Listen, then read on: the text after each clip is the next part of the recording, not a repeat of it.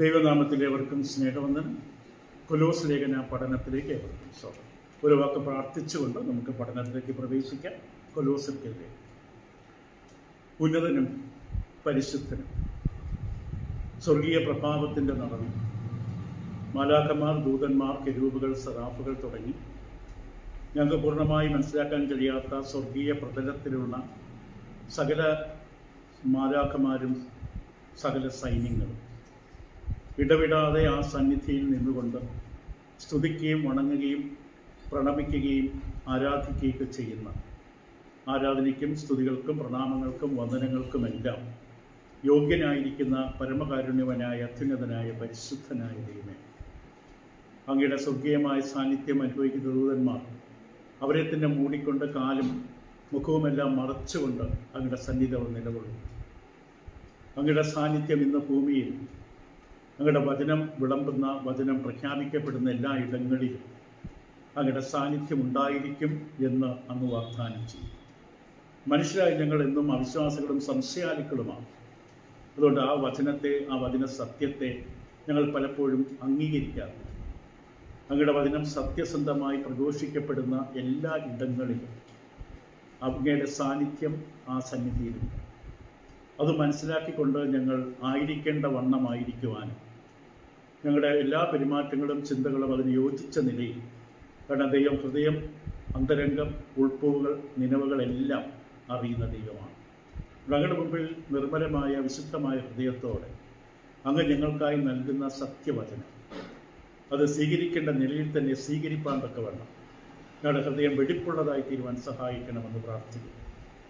ഞങ്ങളെല്ലാവരെയും ഏൽപ്പിക്കാൻ ഇന്ന് പലയിടത്തായി ഞങ്ങളോടൊപ്പം കൊലോസ് ലേഖന പഠനത്തിൽ വന്നിട്ടുള്ള എല്ലാവരെയും ഒരു ആത്മജീവിത യാത്രയിൽ അവർ നേരിടുന്ന എല്ലാ പ്രതികൂലങ്ങളും പ്രയാസങ്ങൾക്കും ഉത്തരമായി നിങ്ങളുടെ വചനം കാട്ടുന്ന, വചനം നയിക്കുന്ന വെളിച്ചം ഹൃദയത്തിൽ, ജീവിതത്തിൽ സ്വീകരിച്ചുകൊണ്ട് ഒരു ക്ലാസ് മുറിയിലിരുന്ന വചനം പഠിക്കുന്ന നിലയിൽ അവിടെ വെച്ച് കേട്ട് അവിടെ വെച്ച് തന്നെ മറന്നു കളയുന്ന അവസ്ഥയാകാതെ ഹൃദയത്തിൻ്റെ അന്തർഭാഗത്തൊക്കെ സ്വീകരിച്ച് ആ വെളിച്ചത്തിലൂടെ മുന്നോട്ടുള്ള ജീവിതത്തെ ക്രമീകരിക്കപ്പെടാൻ സഹായിക്കണം.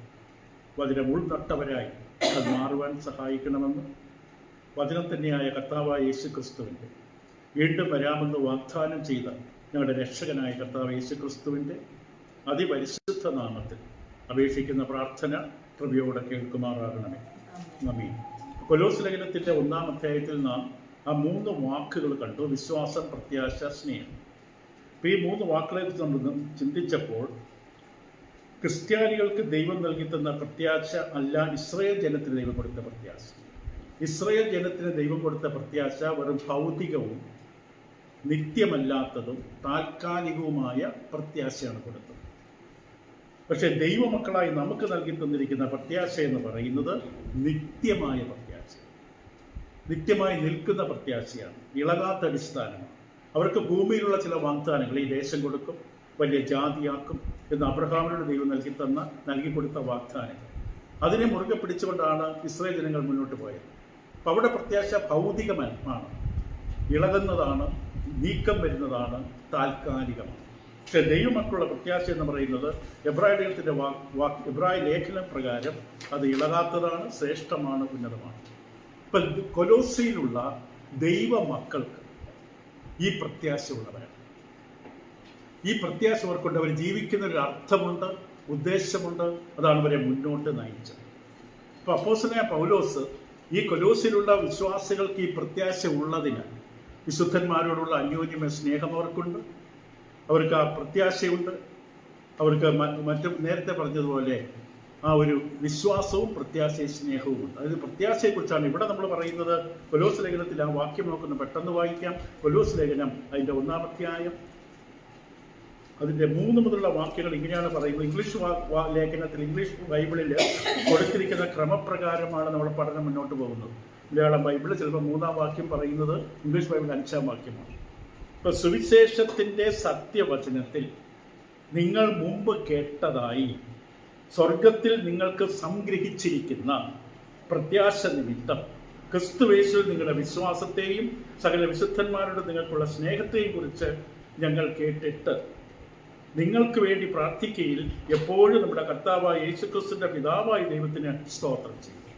അപ്പൊ ഇവിടെ പ്രത്യാശ എന്ന് പറയുന്നത് സ്വർഗത്തിൽ സംഗ്രഹിച്ചിരിക്കുന്ന പ്രത്യാശയാണ്. ഇപ്പോൾ പ്രത്യേകിച്ച് ഓർക്ക് ഈ പ്രത്യാശ ഭൂമിയിൽ അവിടെ വീട് തരാം, അവിടെ 10 സെന്റ് സ്ഥലം തരാം, അവിടെ ഒരു കുറച്ച് പൈസ തരാം, ഇങ്ങനെ ഭൂമിയിൽ ഉള്ള ഒരു വിഷയവുമല്ല ദൈവമക്കളുടെ പ്രത്യാശ. ദൈവമക്കൾ പ്രത്യേകിച്ച് അല്ലെങ്കിൽ പ്രതീക്ഷയോടെ കാത്തിരിക്കുന്നത് ദൈവം പറഞ്ഞ വാഗ്ദാനമാണ്. അത് ഭൂമിയിലുള്ളതല്ല, സ്വർഗത്തിലുള്ള നിക്ഷേപമാണ്. അത് നിങ്ങൾക്ക് സ്വർഗത്തിൽ സംഗ്രഹിച്ചിരിക്കുന്നവർക്കാണ്. സംഗ്രഹിക്കുക, അതായത് കെട്ടിവെക്കുക, ശേഖരിച്ചു വെക്കുക, സൂക്ഷിച്ചു വെക്കുക എന്ന അർത്ഥമാണ് സംഗ്രഹിച്ചിരിക്കുന്ന എന്ന വാക്കിനുള്ളത്. ഒരു ഉദാഹരണം ഈ വാക്കിന്റെ ഉപയോഗത്തെക്കുറിച്ച് ലൂക്കോസിന്റെ സുവിശേഷം 19-ാം അധ്യായം 20-ാം വാക്യത്തിൽ ഈ വാക്ക് ഉപയോഗിച്ചിരിക്കുന്ന അടിസ്ഥാനിക അർത്ഥം അവിടെ എന്താണെന്ന് നമുക്ക് നോക്കാം. ലൂക്കോസ് 19:20 എടുത്തവർക്ക് വേണമെങ്കിൽ വായിക്കാം.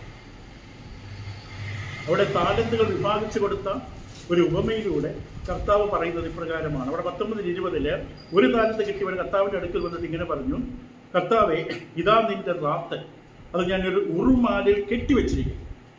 ഇപ്പൊ ഒരു ഉറുമാലിൽ അല്ലെങ്കിൽ തുണിയിൽ അത് കെട്ടിവെച്ചിരിക്കുകയാണ്, സൂക്ഷിച്ചു വെച്ചിരിക്കുകയാണ്. ആ അർത്ഥമാണ് ആ വാക്കിലുള്ളത്. ഇപ്പൊ സ്വർഗത്തിൽ സംഗ്രഹിച്ചിരിക്കുന്ന 2 തിമോത്തിയോസ് 4-ാം അധ്യായത്തിന്റെ 8-ാം വാക്യത്തിൽ, തിമോത്തിയോസിന്റെ 2-ാം ലേഖനം 4-ാം അധ്യായം അതിന്റെ 8-ാം വാക്യത്തിൽ ഈ വാക്കിന്റെ സംഗ്രഹിച്ചു വെച്ചിരിക്കുക എന്ന വാക്കിന്റെ അർത്ഥത്തെ നോക്കുമ്പോൾ അവിടെ പറയുന്ന ഇപ്രകാരമാണ്. വായിച്ചാൽ നമുക്ക് മനസ്സിലാക്കാൻ പറ്റുന്നത്, ഓട്ടം തികച്ചു, വിശ്വാസം കാത്തു, ഇനി നീതിയുടെ കിരീടം എനിക്കായി വെച്ചിരിക്കുകയാണ്. എനിക്ക് വേണ്ടി എന്താണ് വെച്ചിരിക്കുന്നത്? ഇവിടെ ലോകത്ത് എനിക്ക് ഒന്നുമില്ല, ഒരു സെന്റ് സ്ഥലം പോലുമില്ല, ഒരു ബാങ്കിൽ ഒരു അക്കൗണ്ടിൽ എനിക്ക് 5 പൈസ പോലുമില്ല. പക്ഷെ സ്വർഗത്തിൽ വലിയ നിക്ഷേപം എൻ്റെ പേരിൽ അവിടെ എഴുതി വെച്ചിരിക്കുകയാണ്. ആ അർത്ഥമാണ്. ആ അർത്ഥം ഇത് കേൾക്കുമ്പോൾ തന്നെ എന്തൊരു ആനന്ദമാണ്. പക്ഷെ ദൈവമക്കൾ ആത്മീയ തലത്തിൽ ചിന്തിക്കുന്നില്ല. ഇസ്രായേലത്തെ പോലെ ഭൂമിയിൽ എന്തോ സ്ഥലം കിട്ടും, എന്തോ വലിയ കാര്യം സാധിക്കുന്ന നിലയിലാണ് ഇന്നും ദൈവ മക്കൾ എന്ന് പറയുന്ന സ്നാനമേറ്റവരായിട്ടുള്ളവരുടെയും ചിന്തയിൽ ഈ പ്രത്യാശ എന്ന് പറയുന്ന ഭൂമിയിലുള്ള എന്തോ കാര്യമാണ്. പല ചോദിക്കണം, നിങ്ങൾ സഭയിലേക്ക് ഇങ്ങനെ നിരന്തരം മുടങ്ങാതെ പോകുന്നുള്ളവർ എന്ത് കിട്ടും?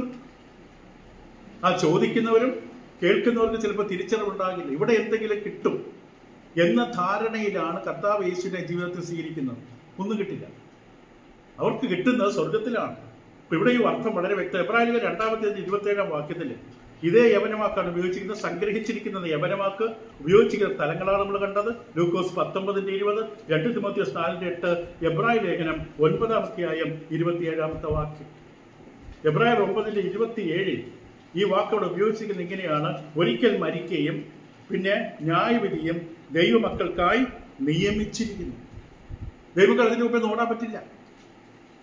എല്ലാ ദൈവമക്കളും, ദൈവത്തിൽ വിശ്വസിക്കാത്തവരുൾപ്പെടെ ഒരു ന്യായവിധി അവർക്ക് വേണ്ടി കാത്തിരിക്കും.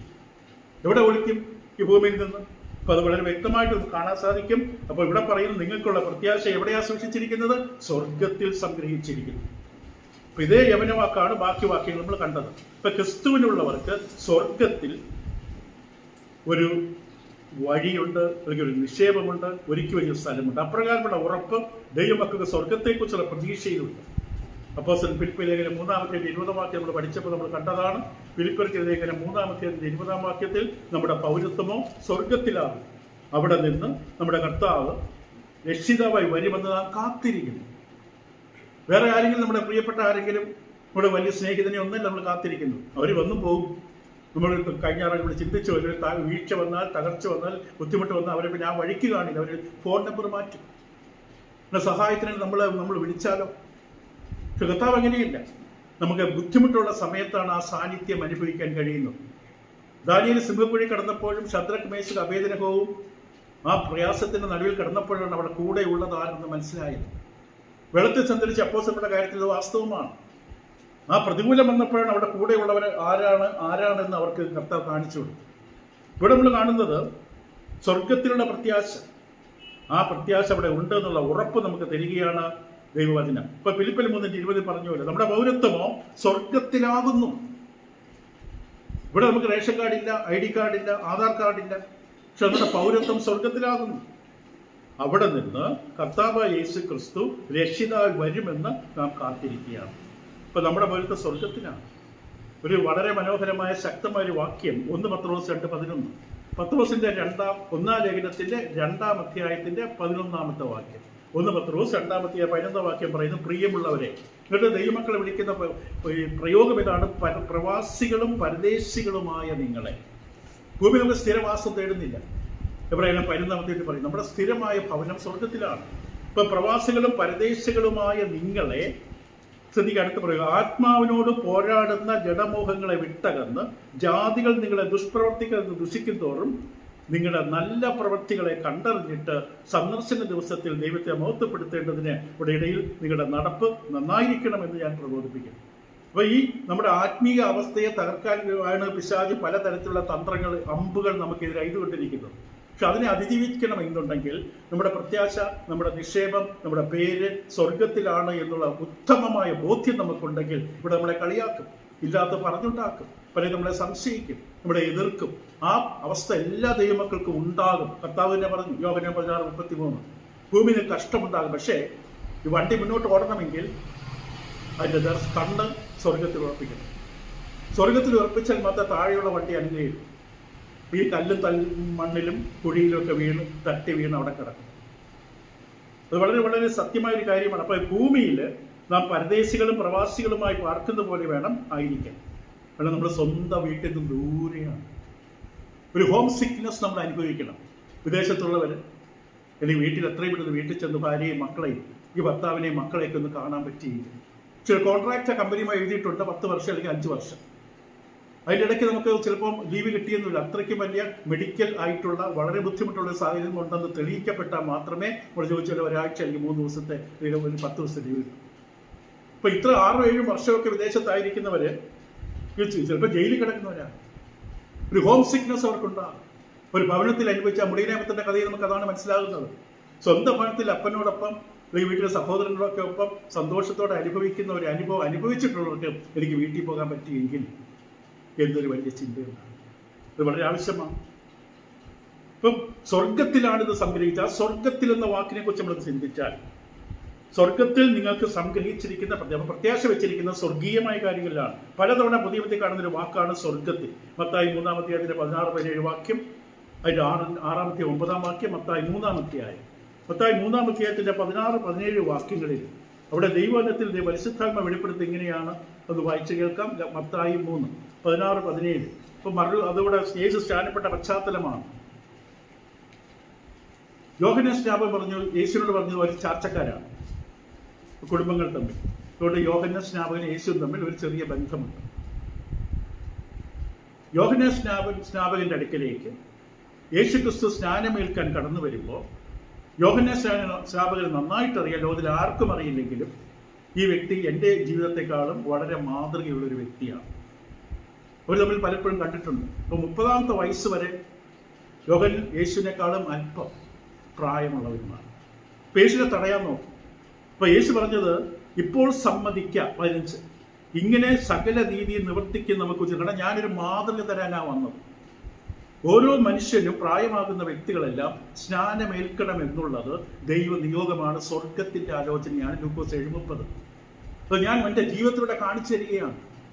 നീ ഇപ്പോൾ സമ്മതിക്കണം, എൻ്റെ പാപങ്ങൾക്ക് മോചനം തേടേണ്ട ആവശ്യം എനിക്കില്ല, ഞാൻ പാപമില്ലാത്തവനാണ്. അപ്പൊ യേശു അവിടെ വ്യക്തമായി ഉത്തരം പറഞ്ഞു കൊടുത്തു. ഇത് ദൈവ പദ്ധതിയാണ്. അത് നിവൃത്തിയാക്കാണ്. നീ വന്നതിന്റെ ഉദ്ദേശം, ഞാൻ വന്നതിന്റെ ഉദ്ദേശം. നമ്മൾ ഭൂമിയിലായിരിക്കുന്നതിന്റെ ഉദ്ദേശം തെറ്റിയാൽ, ലക്ഷ്യം തെറ്റിയാൽ, ഗ്രീക്കിലെ വാക്ക് സിൻ എന്നാണ്. നമ്മുടെ ജീവിതത്തിന്റെ ലക്ഷ്യം ഒരു സമ്പത്ത് ചൊല്ലിക്കൂട്ടലാണെങ്കിൽ നമ്മൾ പോലും ചിന്തിക്കുക പാപത്തിന് അങ്ങനെ ഒരു അർത്ഥമുണ്ട്. ജീവിത ലക്ഷ്യം, ജീവിത ദർശനം ഭൂമിയിൽ അടിപൊളിയായി നല്ല ശമ്പളമൊക്കെ വാങ്ങിച്ച് എവിടെയെങ്കിലും സെറ്റിൽ ചെയ്ത് അങ്ങനെ തീരാനുള്ളതല്ല ദൈവമക്കളുടെ ജീവിതം. അവിടെ ജീവിതത്തെക്കുറിച്ച് ദൈവത്തിന് കൃത്യമായി പ്ലാനുണ്ട്. നമുക്ക് മാത്രം എന്തിനാ ഈ സത്യത്തിന്റെ അറിവ് തന്നത്? സാമ്പത്തികമായി നേടാൻ വേണ്ടിയുള്ളതല്ല അത്. ആത്മാക്കളെ കുറിച്ച് ഭാരവും എരിവുള്ള ഒരാളും അങ്ങനെ ഒരിക്കലും പറയില്ല, ചിന്തിക്കില്ല, ജീവിക്കില്ല. എനിക്ക് ദൈവം വചനത്തിലൂടെ നൽകി തന്ന വചന പരിജ്ഞാനം എന്ന വെളിച്ചം ഇരുട്ടത്ത് കിടക്കുന്ന മനുഷ്യർ നടുവിൽ ഞാൻ കൊണ്ട് നിറയ്ക്കുകയാണെങ്കിൽ താമസിയാതെ എന്നിലുള്ള വെളിച്ചം ഇരുട്ടായി മാറും. പിന്നെ എൻ്റെ ജീവിതം കൊണ്ട് ഒരു പ്രയോജനവും ആർക്കുമില്ല, നമ്മുടെ കുടുംബത്തിനുമില്ല, നാട്ടിലുമില്ല, സഭയ്ക്കുമില്ല. വലിയ ന്യായവിധി അവിടെ ജീവിതത്തിൽ നേരിടേണ്ടി. അത് വചനമാണ്. അതിനകത്ത് യാതൊരു തെറ്റല്ല ഈ പറഞ്ഞത്. അതുകൊണ്ട് ഇപ്പോൾ സമ്മതിക്കാം, ഇത് ദൈവ പദ്ധതിയാണ് നമ്മളെ രണ്ടുപേരെയും കുറിച്ച്. മാത്രമല്ല അങ്ങനെ യേശുവിനെ സ്നാനപ്പെട്ട് കഴിയുമ്പോൾ അപ്പോഴാണ് യോഹന്നാൻ മനസ്സിലാക്കിയത് ഇതെൻ്റെ ഒരു കസിൻ മാത്രമല്ല, ഇത് ദൈവപുത്രൻ. ചെയ്യേണ്ട കാര്യങ്ങൾ കൃത്യമായി ചെയ്താൽ അറിയേണ്ട കാര്യങ്ങൾ അറിയേണ്ടതുപോലെ അറിയേണ്ട സമയത്താണ്. അബ്രഹാം വിളിച്ച വീട് വിട്ട് ഇറങ്ങിയത് കൊണ്ടാണ് പിന്നീട് പല അനുഗ്രഹങ്ങളും അബ്രഹാമിന്റെ വാഗ്ദാനങ്ങളും ഉടമ്പടികളും എല്ലാം നടന്നത്. ദൈവം അനുസരിക്കാത്ത ഒരാളിലും ദൈവം പ്രവർത്തിക്കില്ല. ഇവിടെ ജീവിതം ഒരു കുറേ ഓടും തളരും വിട്ടിട്ട് പോകും. അല്ലാത്തവരുടെ ജീവിതത്തിൽ ദൈവത്തിന് പദ്ധതിയുണ്ട്. ഒരു ആത്മാവിനെ നേടാൻ കഴിയില്ല. ഒരു ട്രാക്റ്റ് കൊടുക്കുക. നമുക്ക് സംസാരിക്കാൻ കഴിവില്ലെങ്കിൽ അതിന് പല വഴികളുണ്ട്. അതിലൂടെ നഷ്ടപ്പെട്ട് കിടക്കുന്ന ലോകത്തിന്റെ നടുവിൽ കർത്താവ് യേശു എന്ന രക്ഷിതാവിനെ കുറിച്ചൊന്നും പറയുക, സത്യവചനം മാത്രം പറയുക. നമ്മുടെ ജീവിതത്തിന്റെ ദൗത്യം അതാണ്. എല്ലാറ്റിന്റെ സാരം അതാണ്. അത് കൂടുതൽ ദീർഘിപ്പിക്കുന്നില്ല. അപ്പം സ്വർഗത്തിൽ യേശു ഉടനെ സ്നാനമേറ്റുടനെ വെള്ളത്തിൽ നിന്ന് കയറി. അപ്പോൾ സ്വർഗം തുറന്നു. ദൈവവചനം അനുസരിക്കുന്നവരുടെ മേൽ സ്വർഗം ഉടൻ തന്നെ കണ്ണു തുറക്കുകയാണ്.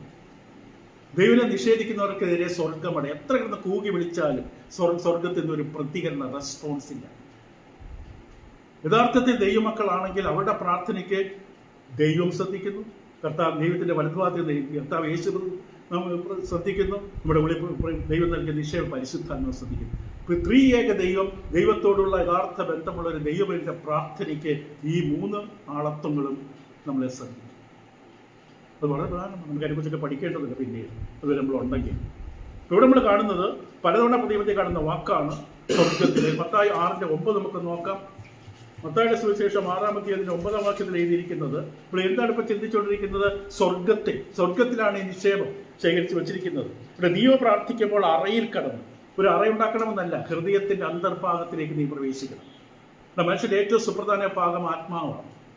ആത്മതലങ്ങളിലേക്ക് ശരീരത്തെ കടന്ന് ആ പുറത്തുള്ള മുറിയിൽ നിന്ന് അകത്ത മുറിയിലേക്ക് പ്രാണന്റെ തലവും വിട്ട് അന്തരാത്മാവിലേക്ക് കയറി ചെല്ലണം. അവിടെ നിന്നുകൊണ്ട് വേണം സംസാരിക്കാൻ, അവിടെ കൊണ്ട് വേണം കേൾക്കാൻ. അപ്പോഴത് ഗ്രഹിക്കാൻ പറ്റും. ഇപ്പൊ നീയോ പ്രാർത്ഥന നടക്കേണ്ടത് അവിടെയാണ്. ചുറ്റിരിക്കുന്ന ആൾക്കാരെ നോക്കി സത്യമല്ലാത്ത വാക്കുകൾ ഉച്ചരിച്ചിട്ട് അതിന് ആരെങ്കിലും അങ്ങനെ വചനപ്രകാരമുള്ള പ്രാർത്ഥനകൾ കേൾക്കുന്നുടനെ ആമേൻ. എത്ര വലിയ അബദ്ധമാണത്! പ്രാർത്ഥിച്ചത് പലതും വചനവിരുദ്ധമായ കാര്യങ്ങളാണ്. ഇന്നലെ നമ്മളൊരിടത്ത് ചെന്നപ്പോൾ ഒരാൾ എന്നോട് പറഞ്ഞു, ബ്രദർ മൂപ്പനാണ്. ഞാൻ പറഞ്ഞ ഈ പാസ്റ്റർ എന്ന വാക്ക് പോലും വചനപ്രകാരം മൂപ്പന്മാർക്കുള്ളതാണ്. എപ്പിസ്കോപ്പോസ്, പോയിമൻ എന്ന വാക്ക്, പിന്നെ പ്രസ്ബിറ്ററോസ്, ഈ 3 യവന വാക്കുകളാണ് ദൈവവചനത്തിൽ പുതിയ നിയമത്തിൽ ക്രിസ്തുവിന്റെ സഭയുടെ സംഘടനാക്രമത്തിൽ മൂപ്പന്മാർക്ക് ഉപയോഗിക്കുന്ന ഒരു വാക്കാണ് പോയിമൻ എന്ന വാക്ക്. അത് ഇടയൻ എന്ന വാക്കാണ്. അത് സുവിശേഷകന്മാർക്ക് ഉപദേഷ്ടാക്കന്മാർക്ക് ആ വാക്ക് ഉപയോഗിക്കാൻ പാടില്ല. പാസ്റ്റർ എന്ന വാക്ക് ശരിക്കും ഇടയൻ അല്ലെങ്കിൽ മൂപ്പന് ഉപയോഗിക്കേണ്ട വാക്കാണ്, ബിഷപ്പ് വാക്കാണ്. അപ്പം അത് പറഞ്ഞു കൊടുക്കുമ്പോൾ മനസ്സിലാക്കാൻ പറ്റുന്നില്ലെങ്കിൽ ആ വ്യക്തി വചനപ്രകാരം അടിസ്ഥാനമില്ല. ആ വ്യക്തി നിലനിൽക്കുന്ന പ്രസ്ഥാന പക്ഷേ അങ്ങനെ പഠിപ്പിച്ചതാണ്. അതിൽ നിന്ന് വിഷയം വിട്ടിട്ടുള്ളെങ്കിൽ വിട്ടുമാറി. ഇവിടെ നമ്മൾ കാണുന്ന 6:9 പറഞ്ഞു, പ്രാർത്ഥിക്കുമ്പോൾ ഇത് എങ്ങനെ എത്തിച്ചെയ്യണം? നിങ്ങൾ ഇവണ്ണം പ്രാർത്ഥിപ്പയിൽ സ്വർഗസ്ഥനായ ഞങ്ങളുടെ പിതാവേ, സ്വർഗസ്ഥനായ പിതാവേ. അപ്പൊ അവിടെ ഈ പ്രാർത്ഥനയ്ക്ക് എത്തണം. ദൂതന്മാരൊക്കെ വാതിൽ പത്രോസിനെ കാലയളത്ത് വിടുവിക്കുമ്പോൾ ദൈവത്തിൽ ഇറങ്ങി വന്ന് പത്രോസ് കിടക്കുന്ന മുറിക്കകത്തേക്ക് ഇവിടെ ഒരു പട്ടാളക്കാർ, ഓരോ വാതിലിന്റെ മുമ്പിൽ 2 പട്ടാളക്കാരും, അവരാരും അറിയാതെ ഒരു ശബ്ദവുമില്ലാതെ ഓരോ വാതിലുകളും തുറന്ന് ദൂതനകത്ത് കയറി അവിടെ നിന്ന് ഇറങ്ങുമ്പോഴും എല്ലാ വാതിലുകളും തുറന്ന് റോഡിലിറങ്ങും. ദൈവം എങ്ങനെയാണ് നമ്മൾ പ്രാർത്ഥിക്കുന്ന സമയത്ത് ആ പ്രാർത്ഥന ശരിയായ വിധത്തിൽ തന്റെ രാജ്യത്തിന്റെ വിസ്തൃതിക്ക് വേണ്ടി ദൈവത്തിന് മഹത്വം കിട്ടുവാൻ വേണ്ടി ഉദ്ദേശിച്ചുകൊണ്ടുള്ള പ്രാർത്ഥനയാണെങ്കിൽ എല്ലാ തടസ്സങ്ങളും നമ്മുടെ മുമ്പിൽ തുറന്നു വരും. ഉൽപ്പത്തി പുസ്തകം നമ്മൾ പഠിച്ചിട്ടുണ്ട്. കെരൂബുകളാൽ ആ വേദത്തോട്ടം ചുറ്റും കാവൽ നിർത്തിയിരിക്കുന്നു. വാളും ചെരിയുന്ന വാളും. നമ്മൾ ദൈവമക്കൾ പ്രാർത്ഥിക്കുമ്പോൾ രാജാവ് കയറി വരുമ്പോൾ പടയാളികൾ ഇങ്ങനെ തലകുരിച്ച് നിൽക്കുന്ന പോലെ യഥാർത്ഥ ദൈവത്തിൽ പ്രാർത്ഥിക്കുമ്പോൾ ആ പ്രാർത്ഥിക്കുന്ന ദൈവത്തിന്റെ മുമ്പിൽ എല്ലാ തടസ്സങ്ങളും താനെ നീക്കിക്കൊടുക്കും. പുറകെ കയറി വാ, എല്ലാവരും ആ വാക്കിയോട്ട് ഉടനെ മാറിക്കൊടുക്കും. പ്രാർത്ഥിക്കുമ്പോൾ സംഭവിക്കുന്നത് അതാണ്. ഇപ്പൊ പലരും പ്രാർത്ഥനയ്ക്ക് ഒട്ടും താല്പര്യമില്ല. ബിരിയാണിയും കുഴിമന്തിയൊക്കെ ഉണ്ടെന്ന് അറിയാമെങ്കിൽ ഒരു പക്ഷെ പ്രാർത്ഥനയ്ക്ക് കുറ്റപ്പെടുത്തുന്നതല്ല, ഇത് പറയാതിരിക്കാൻ പറ്റില്ല. ഈ വർഷം അവസാനിക്കുന്നു. ഇവിടെ ക്രിസ്തീയ ദർശനം മാറണം. ഒരു ഗ്ലാസ് നാരങ്ങ വെള്ളം മാത്രമേ ഉണ്ടൂ എന്ന് പറഞ്ഞാൽ പോലും സന്തോഷത്തോടെ പ്രാർത്ഥനയ്ക്കായി ഓടിച്ചെല്ലണം. അത് ആവശ്യമാണ്. ഒരു വ്യക്തിയുടെ ആത്മീയത അതിലൂടെ അറിയാൻ പറ്റും. നമ്മൾ എല്ലാവരും നമ്മൾ ആത്മീയരാണെന്ന് ചിന്തിക്കുന്നത് ഒരിക്കലുമല്ല. നമുക്ക് പ്രാർത്ഥിക്കാൻ താല്പര്യമില്ല, വചനം വായിക്കാൻ താല്പര്യമില്ല. ഇതെന്താ തെളിയിക്കുന്നത്? നമ്മുടെ ശബ്ദം അടഞ്ഞതല്ല. ദൈവത്തിലുള്ള ബന്ധം മുറിഞ്ഞിട്ട് മാസങ്ങളായി, വർഷങ്ങളായി. ആ കണക്ഷൻ ഉണ്ടെങ്കിലേ നമ്പർ വിളിച്ച് കുത്തിയാൽ ഉടനെ അവിടെ കേൾക്കും. ദൈവം പറയും റോങ് നമ്പർ, വീണ്ടും വിളിക്കും റോങ് നമ്പർ. അപ്പൊ നീയും ഞാനുമായിട്ട് എന്താ ബന്ധം? ഇത് നമ്മുടെ ജീവിതത്തിലെ സമൃദ്ധി, അനുഗ്രഹം ആത്മീകമായിട്ട്. എല്ലാറ്റിനും മുമ്പ് നമ്മൾ നേടേണ്ടത് ആത്മീകമായിട്ട്. ഇപ്പോൾ ഞാൻ ദാനിയേലിന്റെ അവസ്ഥ ചിന്തിച്ചാൽ മതി. സ്വന്തം നാട്ടിൽ നിന്ന് അപ്പൻ്റെയും അമ്മയുടെയും കൺമുമ്പിൽ നിന്ന് ദൂരെ കിടക്കുന്ന മനുഷ്യൻ. ആ ദാനിയേൽ വേണ്ടെങ്കിൽ ചിന്തിക്കാം, എൻ്റെ ജീവിതം ആര് കാണാനാണ്? ഇപ്പൊ പണ്ടത്തെ കാലത്ത് പ്രവാസികൾ ബോംബെ എയർപോർട്ടിൽ വന്നിറങ്ങി കുറെ പെർഫ്യൂമും, കുറെ വസ്ത്രങ്ങളും, കപ്പലണ്ടിയും, അണ്ടിപ്പരിപ്പും, പിന്നെ തലയിൽ പരട്ടുന്ന ചില ഓയിൻമെന്റും ഒക്കെ വാരി വലിച്ച് നിറച്ച് കൊണ്ടുവരും. അവിടെ വിദേശത്ത് കിടന്ന് കഷ്ടപ്പെട്ട് വേർപ്പൊഴിക്ക് അധ്വാനിക്കുന്നവരാണ്. സ്വന്തം നാട്ടിൽ വരുന്ന സമയത്ത് കുടുംബക്കാരെ പെട്ടി തുറക്കുമ്പോൾ ഓടിക്കൊടുക്കും. ഈ വന്ന വ്യക്തിയെക്കാളും പ്രാധാന്യം അവർ കിട്ടാമെന്ന സാധനമാണ്. ഒരു 10 വർഷമായി ഇപ്പം വിദേശികൾ ഒന്നും കൊണ്ടുവരില്ല. അതുകൊണ്ട് ആദ്യം ചോദിക്കാം, എപ്പോഴാണ് തിരിച്ചു പോകുന്നത്? ഇത് മനസ്സിലാക്കാൻ വേണ്ടി പറയുന്നതേ ഉള്ളൂ. നമ്മുടെ പ്രതീക്ഷ സ്വർഗത്തിലായിരിക്കണം. കർത്താവ് പറഞ്ഞു, നിങ്ങൾ പ്രാർത്ഥിക്കുന്ന പ്രാർത്ഥന 6:9 ഇവണ്ണം പ്രാർത്ഥിപ്പിൻ, ദൈവത്തെ വിളിക്കണം, സ്വർഗസ്ഥനായ ദൈവമേ. നമ്മുടെ വിളി അവിടെ എത്തണം. ദൈവ സഹോദരന്റെ സഹോദരിയുടെ പ്രാർത്ഥന കേട്ടു. സഹോദരി എന്ന് പറഞ്ഞാൽ സ്ത്രീകൾ പ്രാർത്ഥിക്കുമ്പോൾ സഹോദരന്റെ പ്രാർത്ഥന ദൈവം നീ കേട്ടു എന്നതോട് എന്നെ സ്തുതിക്കും. ആര് പറഞ്ഞ പ്രാർത്ഥന കേട്ടെന്ന്? എന്തുറപ്പിലാണ് നിങ്ങളത് പറഞ്ഞത്? എന്തുറപ്പിലാണ് ആമേൻ പറഞ്ഞത്? ആ സഹോദരന്റെ പ്രാർത്ഥനയിൽ മിക്കതും വചനവിരുദ്ധമായ വിഷയമാണ്. എന്തുറപ്പിലാണ് ആ സഹോദരന്റെ പ്രാർത്ഥന കേട്ട ദൈവമേ നിനക്ക് സ്തോത്രം? തിരുത്തേണ്ട കാലമാണിത്. ആത്മീയകുളത്തിലെ പകർച്ചവാദികൾ പോലെ ദുരുപദേശങ്ങൾ സ്വാധീനിക്കുന്ന ദൈവമക്കളാണ് ഇന്ന് ലോകത്തിൽ കൂടുതൽ.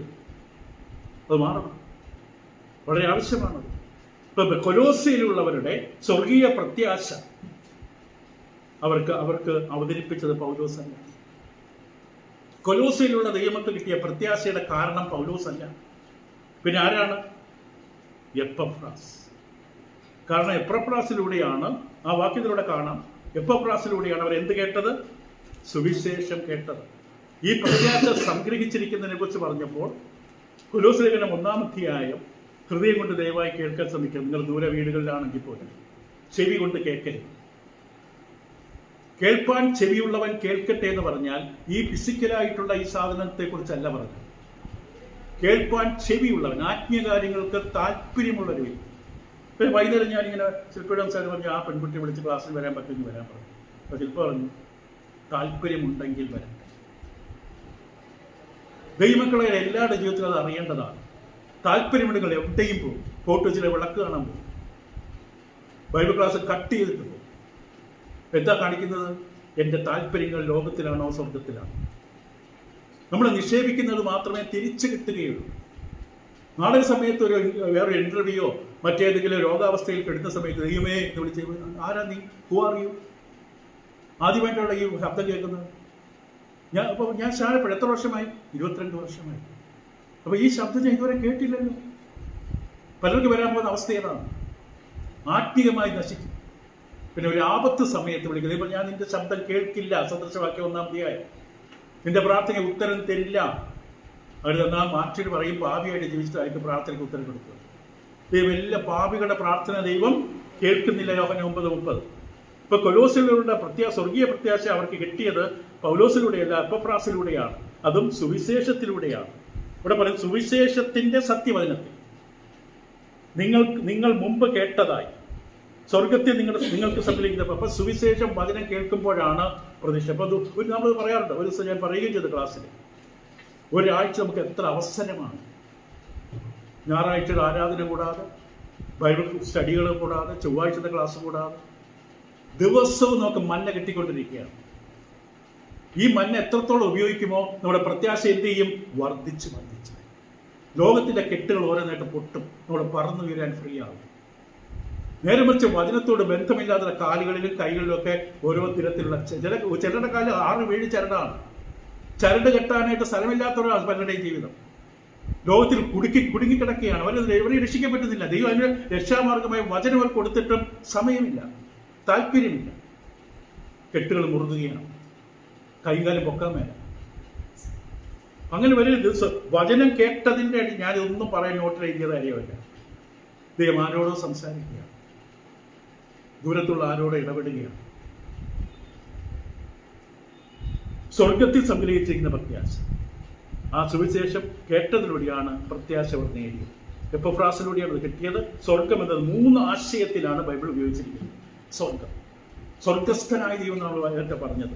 ഒന്നാമത്തെ സ്വർഗം എന്ന് പറയുന്നത് ഭൂമിക്ക് ചുറ്റും ഉള്ള അന്തരീക്ഷത്തെ, മേഘങ്ങൾ ഒഴുകി നടക്കുന്ന, പുക ഉയർന്നു പൊങ്ങുന്ന, വിമാനങ്ങളും പക്ഷികളും പറക്കുന്ന ഒന്നാമത്തെ ഇടമാണ് സ്വർഗം എന്നുള്ളത്. First heaven. മത്തായിയുടെ സുവിശേഷം 6-ാം അധ്യായത്തിന്റെ 26-ാം വാക്യം. സ്വർഗത്തിൽ പ്രത്യാശ വയ്ക്കുക എന്ന് പറഞ്ഞാൽ ഈ ആകാശത്തിലല്ല. മത്തായി 6:26 അവിടെ പറയുന്നത് ഇങ്ങനെയാണ്. ഇത് നോക്കാം. ആകാശത്തിലെ പറവകളെ നോക്കുവിൻ. കൊള്ളാമല്ലോ, എന്ത് നിറമാണ് അരിച്ചറിയുന്നത്. അതല്ല അർത്ഥം. അതിനെക്കുറിച്ച് ധ്യാനിപ്പിൻ. Consider the birds in the air. വിമാനം സൃഷ്ടിക്കുവാൻ പോലും ഉപയോഗിച്ച തത്വം ഈ പക്ഷികളാണ്. ഇവിടെ ദൈവം പറയുന്നത് ആകാശത്തിലെ പറവകളെ നോക്കുവിൻ. അത് നിങ്ങളോടൊരു കാര്യം പറയും. പ്രപഞ്ചത്തിലുള്ള സകല ജീവജാലങ്ങളും സൃഷ്ടികളും പുല്ലുകളും എല്ലാം സ്പിരിച്വലായിട്ട് നമ്മൾ സംസാരിക്കും. ആകാശത്തിന്റെ മഹത്വത്തെ വർണ്ണിക്കുന്നു. ആകാശവിധാനം അവന്റെ കൈവലിയെ പ്രസിദ്ധമാക്കുന്നു. അത് നമ്മുടെ പലത് സംസാരിക്കുകയാണ്. നമ്മൾ കുറ്റക്കാരായി അനുസരണക്കെട്ടവരായി തീരുമ്പോൾ ദൈവം ന്യായം വിധിക്കുന്നത് പറയും, ആകാശത്തെ കണ്ടില്ല, ഭൂമിയെ കണ്ടു, എത്ര അനുസരണമാണ്. വെള്ളം അടങ്ങു, വെള്ളമേ, കാറ്റേ അടങ്ങുക, സിമികനമേ വാ തുറക്ക്, അവനെ വിഴുങ്ങും, പക്ഷെ വിഴുങ്ങുമ്പോൾ കേടൊന്നും വരരുത്, ഇന്ന സ്ഥലത്ത് കൊണ്ടുപോയി ശ്രദ്ധിച്ചിട്ട്. ദൈവം സൃഷ്ടിച്ച പ്രപഞ്ചം ദൈവത്തിന്റെ കർത്താവ് യേശുവിന്റെ ശബ്ദത്തിന് കീഴടങ്ങുന്നതാണ്. ഇപ്പൊ നമ്മളിപ്പോ ചിന്തിച്ചുകൊണ്ടിരിക്കുന്ന വാക്യം ഇതാണ്. ഒന്നാമത്തെ സ്വർഗം, മത്തായി 6:26. അവിടെ ദൈവം എഴുതിയിരിക്കുന്നത് ആകാശ പറവുകളെ നോക്കില്ല, അവർ വിതയ്ക്കുന്നില്ല, കൊയ്യുന്നില്ല, കളപ്പുരയെ കൂട്ടി. അയ്യോ ബദറെ, കുറച്ചു നാൾ അധ്വാനിച്ചിട്ട് കുറെ പൈസയൊക്കെ ഉണ്ടാക്കിയിട്ട് വരാം. ഇപ്പൊ ഇടുന്ന നമുക്ക് കീറിയ പോക്കറ്റിലായി. ദൈവത്തെ ജീവിതത്തിൽ നിന്ന് മാറ്റിക്കളഞ്ഞാൽ നാം നേടിയതൊന്നും നിലനിൽക്കില്ല, ആവശ്യ സമയത്ത് ഉപയോഗിക്കില്ല. എല്ലാ അനുഗ്രഹങ്ങളും കിട്ടണമെന്നത് ദൈവത്തിൽ നിന്നാണ്. ദൈവത്തിന് കൊടുക്കേണ്ട സ്ഥാനം മുൻസ്ഥാനമായിരിക്കണം. ഒരു അസുഖം വരുമ്പോൾ ആദ്യം എല്ലാ ഡോക്ടർമാരും എല്ലാ ആശുപത്രി കയറി ഇറങ്ങിയിട്ട് സഹോദരി ഒന്ന് പ്രാർത്ഥിച്ചേക്കണേ, ദൈവം നിന്നെ പുറകിലിരുത്താനാണോ നീ ശ്രമിക്കുന്നത്? ഞാൻ മുമ്പനായിരിക്കണം. മുമ്പേ അവന്റെ രാജ്യവും നീതിയും നീ അന്വേഷിക്കണം. നീ ഒരു തീരുമാനമെടുക്കുമ്പോൾ എൻ്റെ ആത്മീയ ജീവിതത്തിന് തടസ്സമാണോ? രാജാവ് കൊടുത്തിട്ട ഭക്ഷണം ദാനം പറ്റില്ല. ഏത് രാജാവ്? എനിക്കൊരു രാജാവുണ്ട്, സ്വർഗസ്ഥനായ രാജാവ്. ആ രാജാവിന് ഹിതകരമല്ലാത്ത, ആ രാജാവിന്റെ ഇംഗിതത്തിന് പ്രമാണത്തിന് ഹിതമല്ലാത്ത ഒന്നും ഞാൻ ചെയ്യും. നിങ്ങളെ എന്ത് ചെയ്യണമെങ്കിൽ കൊന്നുകളഞ്ഞു, അതൊരു പ്രശ്നമല്ല. എനിക്കെൻ്റെ ആത്മാവാണ് വലുത്. ആത്മാവിലെത്ത മനുഷ്യൻ നല്ല സൗന്ദര്യമുണ്ട്, നല്ല സമ്പത്ത് നേടി, അവൻ മൂഢനാണെന്ന് കർത്താവ് വിളിച്ചു. ബുദ്ധി അവനെ നശിച്ചുപോയി. എന്തിനാണ് വാല്യൂ കൊടുക്കേണ്ടതല്ല, ആ വാല്യൂ സിസ്റ്റം അവനിപ്പം മണ്ണിലാണ്. മൂല്യനിർണയം പോയി. അതുപോലെ പിന്നെ എന്താ ഗുണം? മൂല്യങ്ങൾ അറിയില്ല. അപ്പൊ ഒന്നാമത്തെ സ്വർഗം എന്ന് പറയുന്നതാണ് മത്തായി 8:20. മത്തായിയുടെ സുവിശേഷം 8-ാം അധ്യായം 20-ാം വാക്യം പറയുന്നത്, യേശു അവനോട് കുഴിനരികൾക്ക് കുഴികളും ആകാശത്തിലെ പറവുകൾക്ക് കൂടുകളുമുണ്ട്, മനുഷ്യപുത്രനോ തലചായ്പാൻ ഇടമില്ല എന്ന്. ഈ ഭൂമി സൃഷ്ടിച്ച സൃഷ്ടാവായ ദൈവം ഭൂമിയുടെ ഉടമസ്ഥൻ കയറി വരുമ്പോൾ ഭൂമിയിൽ ആർക്കും കൊടുക്കാൻ സ്ഥലമില്ല. മനുഷ്യർ ഒരാൾ യേശുവിന് പിന്നാലെ വന്നിട്ട് ഞാൻ എവിടെ പോയാലും നിന്റെ കൂടെ വരാം. ഇത് നീ ശ്രദ്ധിച്ചില്ലേ? എനിക്കിവിടെ ഒന്നും, എൻ്റെ പേരിൽ ഒന്നുമില്ല. ഇവിടെ നമ്മൾ നമ്മുടെ പേരിൽ എന്തൊക്കെയോ സ്വരുക്കൂട്ടാൻ ശ്രമിക്കുമ്പോൾ എനിക്ക് തല ചായ്പാൻ ഇടമില്ല. ഭൂമിയിൽ വസിച്ച സ്ഥിരവാസത്തിനല്ല ഞാൻ വന്നത്. ചില നിരീശ്വരവാദികൾ പറയുന്നില്ല, കാശ്മീരിലോ മറ്റെവിടെയോ ചെന്ന് യേശു കല്യാണം കഴിച്ച് കുടുംബമായി അവിടെ താമസിച്ചു. അതല്ല വാസ്തവമല്ല. അതിന് തെളിവുമില്ല. ആ മനുഷ്യൻ പുഴുവരിച്ചാണ് മരിച്ചത്. ഇപ്പൊ ഒന്നാമത്തെ സ്വർഗം കണ്ടു, അന്തരീക്ഷം. രണ്ടാമത്തെ സ്വർഗം നക്ഷത്രങ്ങളും സൗരയുധങ്ങളും നിറഞ്ഞു നിൽക്കുന്ന പ്രതലം. മത്തായി 24-21. ഇപ്പൊ നമ്മൾ പ്രാർത്ഥിക്കാൻ, നമ്മൾ എയിം ചെയ്യേണ്ട ഒരു സ്ഥലമുണ്ട്. ഈ ആകാശത്തിലല്ല. അനേകരുടെ പ്രാർത്ഥന ആകാശം വരെ വീഴും. ചിലപ്പോൾ വീടിന്റെ മട്ടുപ്പാവിൽ നിന്ന് തട്ടി വീഴും. ചിലരുടെ പ്രാർത്ഥന തൊട്ടുമുള്ള ആകാശം വരെ ചെല്ലും, അവിടെ നിന്ന് താഴേക്ക് വീഴും.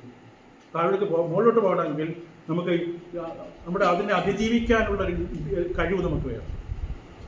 നമ്മുടെ താഴേക്ക് വലിക്കുന്ന ഭാരം വന്നു കഴിഞ്ഞാൽ മുകളിലോട്ട് പൊങ്ങാൻ പറ്റില്ല. ഭാരരഹിതമായിരിക്കണം നമ്മുടെ ജീവിതം. താഴെയുള്ള ഒന്നും നമ്മളെ പിടിച്ചു വയ്ക്കരുത്, അതിനെ തട്ടി മാറ്റി മുന്നോട്ട് പോകാം. അപ്പൊ രണ്ടാമത്തെ സ്വർഗം നക്ഷത്രങ്ങളും സൗരയുധങ്ങളും നിൽക്കുന്ന ഒരു വാക്യം മാത്രം പറയാം. മത്തായി 24 നമ്മൾ പറയാൻ ഉദ്ദേശിച്ചതാണ്. ഒന്നും ഞാൻ നോട്ടുള്ള കാര്യമല്ല. ഇപ്പോൾ ദൈവം പലരോട് സംസാരിക്കുന്നുണ്ടാണ്. ഇപ്പോൾ മത്തായി 24:29 എന്ന് പറയുന്നത്, മത്തായി 24:29 ഇവിടെ ദൈവത്തിൻ്റെ വചനത്തിൽ ഇങ്ങനെ കാണാം: ആ കാലത്തിലെ കഷ്ടം കഴിഞ്ഞ ഉടനെ സൂര്യൻ ഇരുണ്ടു പോകും, ചന്ദ്രൻ പ്രകാശം കൊടുക്കാതിരിക്കും, നക്ഷത്രങ്ങൾ ആകാശത്ത് നിന്ന്, അവിടെ ഉദ്ദേശിക്കുന്ന ആകാശം രണ്ടാം സ്വർഗം, ആകാശത്ത് നിന്ന് വീഴും, ആകാശത്തിലെ ശക്തികൾ ഇളകിപ്പോകും. അതാണ് രണ്ടാം സ്വർഗം. മൂന്നാം സ്വർഗം എന്ന് പറയുന്നത് ദൈവം വസിക്കുന്ന പന്തലം. അവിടം വരെ ചെല്ലണം നമ്മുടെ പ്രാർത്ഥന. പഴയത്തെ അനേക വാക്കുകളുടെ സ്വർഗത്തിൽ നിന്ന് ദൈവം കേട്ടു, ദൈവം സ്വർഗത്തിൽ നിന്ന് ദർശിച്ചു, ശ്രദ്ധിച്ചു.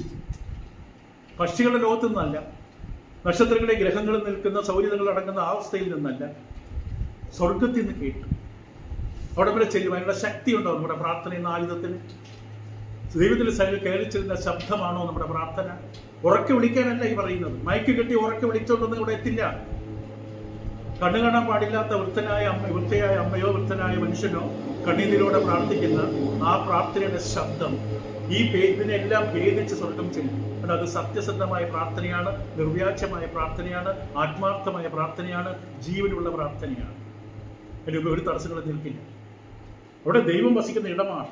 മത്തായി 6-ാം അധ്യായത്തിന്റെ 9-ാമത്തെ വാക്യം, മത്തായിയുടെ സുവിശേഷം 6:9. ഈ പ്രാർത്ഥനയെക്കുറിച്ചൊക്കെ പഠിക്കുന്നതിനേക്കാൾ വലിയ പഠനം വേറെയില്ല. 2 PhD, 6 ഡിഗ്രി, ചെന്നും പ്രാർത്ഥിക്കേണ്ടത് എങ്ങനെയെന്ന് അറിയില്ല. പ്രാർത്ഥിക്കേണ്ടത് എങ്ങനെയെന്ന് അറിഞ്ഞ ഒരു ആവശ്യ സമയത്ത് ആരെയാണ് ആദ്യം സമീപിക്കേണ്ടതെന്ന് അറിയില്ല. ലോകം മുഴുവൻ കറങ്ങി നടന്നാലും നമ്മുടെ സഹായം കിട്ടില്ല. മത്തായിയുടെ സുവിശേഷം 6-ാം അധ്യായം 9-ാം വാക്യത്തിൽ ഇങ്ങനെ നമുക്ക് വായിച്ച് കേൾക്കാൻ കഴിയും. ഇതെല്ലാവരും അറിഞ്ഞിരിക്കേണ്ട സത്യമാണ്. ഇന്നത്തെ സംവിധാനം ഇങ്ങനെ റെക്കോർഡ് ചെയ്യാനൊക്കെ സാധിക്കുന്നതിന് എന്തൊരു കൃപയാണ്. ഇവിടെ മത്തായിയുടെ സുവിശേഷം 6-ാം അധ്യായം 9-ാം വാക്യത്തിൽ പതുക്കെ അടച്ചപ്പോൾ ശബ്ദം ഉണ്ടാവും. ഇതിലേക്ക് പതുക്കെ പിടിച്ചത്: നിങ്ങൾ ഇവണ്ണം പ്രാർത്ഥിപ്പിൻ, സ്വർഗസ്ഥനായ ഞങ്ങളുടെ പിതാവേ. സ്വർഗസ്ഥനായ പ്രാർത്ഥന പ്രാർത്ഥിക്കുമ്പോൾ ഈ അമ്പ് ഇങ്ങനെ ബില്ലിൽ വെച്ച് വലിച്ചു വിടുമ്പോൾ ആ ഫ്രണ്ടിൽ വലിയ വൃത്തം വെച്ചിട്ടുണ്ട്. വൃത്തത്തിൽ അതിൻ്റെ അടുത്ത് ഒരു ചെറിയ വൃത്തം, അതിൻ്റെ ഏറ്റവും സെൻറ്ററിൽ ഒരു കറുത്ത നിറത്തിൽ ബുൾസൈ പോലെ നിൽക്കുന്ന ഒരു ഭാഗമാണ്. അത് ലക്ഷ്യമിടും. അത് ലക്ഷ്യമിട്ടുകൊണ്ട് വേണം ഉന്നം ചെയ്യാൻ, അമ്പ് ഇങ്ങനെ പിടിക്കാൻ. അത് വായുവിൻ്റെ വേഗത പഠിക്കണം. എത്ര ദൂരത്തിലാണോ ആ ദൂരത്തിലേക്ക് അമ്പ് ചെയ്യുമ്പോൾ ആ ലക്ഷ്യത്തിൽ നമ്മൾ കറക്റ്റ് ലക്ഷ്യം മാത്രമല്ല പിടിക്കുന്നത്. കാറ്റിൻ്റെ ഗതി നിർണ്ണയിക്കുന്ന സാധനം ഒരു വയ്ക്കും. ഇപ്പം എത്ര ശക്തിയുടെ കാറ്റുണ്ട്, ആ സമയത്ത് അമ്പ് ചെയ്താൽ അമ്പ് ദൂരം പോകും. കൃത്യമായ വായു ക്രമീകരണമൊക്കെ നോക്കിയാൽ ഇതൊക്കെ വിഷയം മനസ്സിലാക്കുക. എന്തൊക്കെ ശ്രമിച്ചിട്ട് പലർക്കും ഒന്നും പഠിക്കുന്നില്ല. ഇപ്പൊ എത്ര ശ്രദ്ധിച്ച് നിന്നാലും ഈ എയ്യുന്ന അമ്പ് അതിൻ്റെ ചിലപ്പോൾ ഇങ്ങനെ മോളിൽ പോയിട്ട് ചിലർ കിക്ക് ചെയ്യുന്ന പെനാൽറ്റി കിക്ക് ചെയ്യുന്ന മറ്റും കണ്ടറിയാം. നമ്മൾ ശരിക്കും ഈ പന്ത് പറയുമ്പോൾ ഇത് ഗോളി വെറുതെ നിൽക്കും, പക്ഷെ കറക്റ്റ് അതിൻ്റെ മൂലയ്ക്ക് നിന്ന് വീഴും. പരിചയമാണ്, പരിശീലനമാണ്. പ്രാർത്ഥനയിൽ പരിശീലിച്ചാണ് പ്രാർത്ഥിക്കുന്നത്. എല്ലാവർക്കും പ്രാർത്ഥിക്കും. അതേ 10 വർഷം പ്രാർത്ഥിക്കും, അതേ പ്രാർത്ഥന, അതേ വാക്കുകൾ തന്നെയാണ് ഇപ്പോഴും പ്രാർത്ഥിക്കുന്നത്. അത് വളരെ അപകടം പിടിച്ച അവസ്ഥയാണ്. ഇപ്പൊ ശരിക്കും പ്രാർത്ഥിക്കുമ്പോൾ നമ്മുടെ പ്രാർത്ഥനയ്ക്ക് ഒരു ലക്ഷ്യമുണ്ട്, ഒരു എയിമുണ്ട്, ഒരു പോയിന്റ് ഉണ്ട്.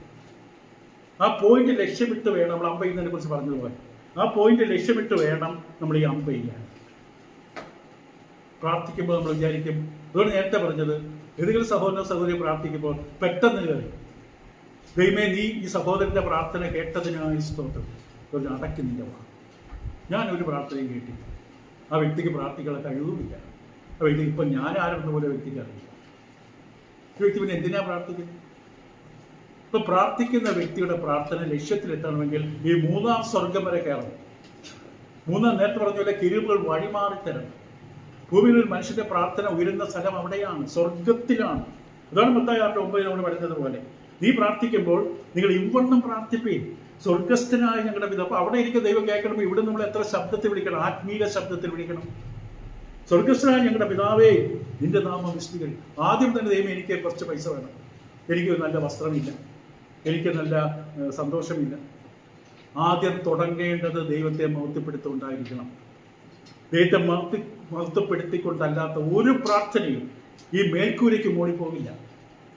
ശബ്ദത്തിന്റെ പ്രതലത്തിനപ്പുറം, ശബ്ദം എത്തിച്ചെല്ലുന്ന പ്രതലത്തിനപ്പുറം ഈ ശബ്ദം ആർക്കും എത്ര മയക്ക് വെച്ച് കിട്ടിയാൽ അതിന് അപ്പുറത്തേക്ക് ശബ്ദം പോകില്ല.